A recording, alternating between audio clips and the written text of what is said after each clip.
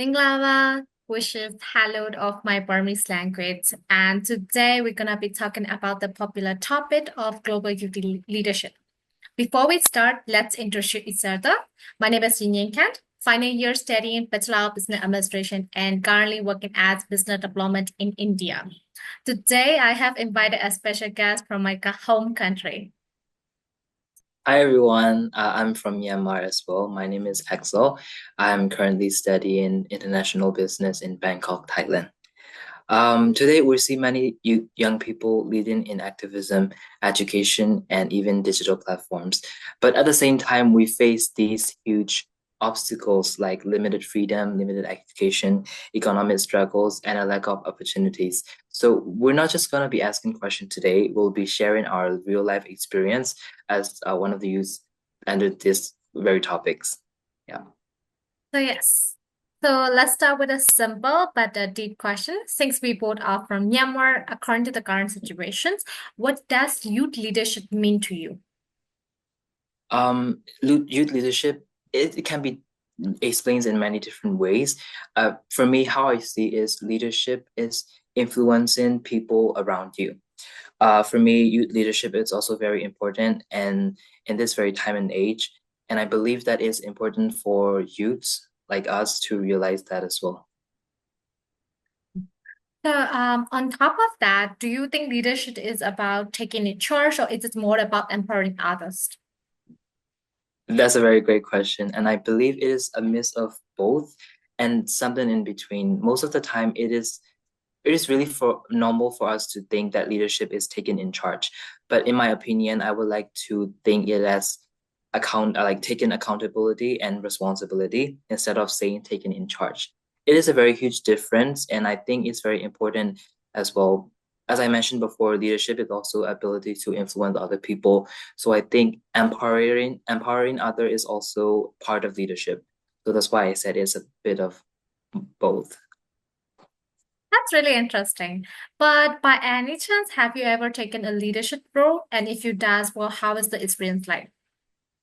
Yes, back in 2020, me and other founding members have created this NGO, online nonprofit organization called No Hankaso, and it's still active to this day. And I've been in the leader position since its beginning. And actually, that was my first time being a leader in many position. It was really challenging at first, but over the time, it got gradually become smoother. Main thing I would like to point out from those experience that I had with that organization is to know what you want and know what you're going for and know your people. I think that's the main thing I would like to extract from my previous experience. That's a nice quote to say that.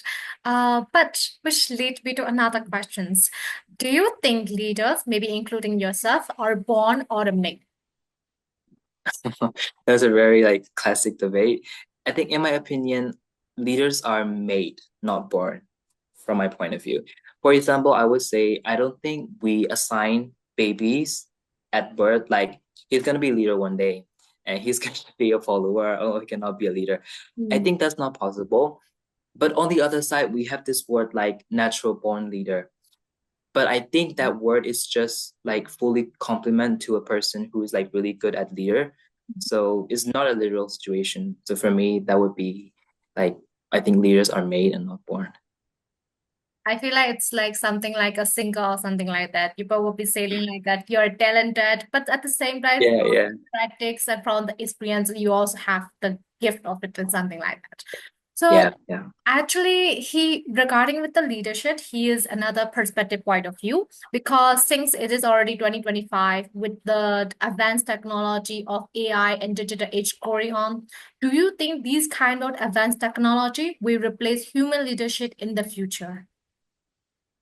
That's a very, very bold one.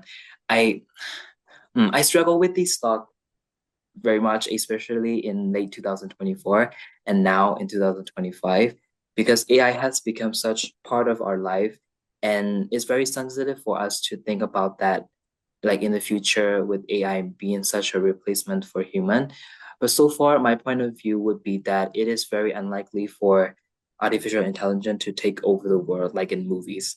especially in leadership, because our technology today stand at a place where AI is like still developed from human. And in most conditions, humans are still in control of like birth of many different AI. So that would be my point of view so far to this day. This is where I stand.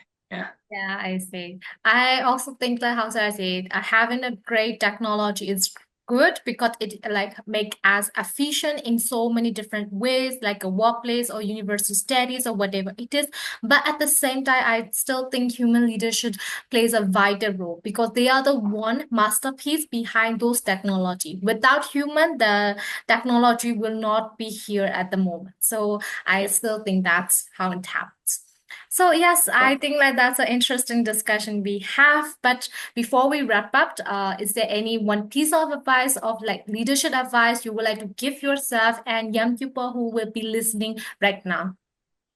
Yes, to our few fellow leaders, fellow youth leaders, I would like to suggest not to think leadership as a role, but as a part of ourselves, because it is in all of us. Leadership can be different in many forms, but I really, really believe, and I really want to suggest this, that we can capture it within ourselves.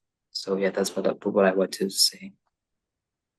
Thank you so much for sharing. And also to other people who is gonna be listening, I would like to know your favorite leadership quote. I believe that me, myself, and also Hazel also have the personal leadership goal. So share your thought with us. And still, thank you so much for watching Daily and see you in next episode with another interesting topic. Yes.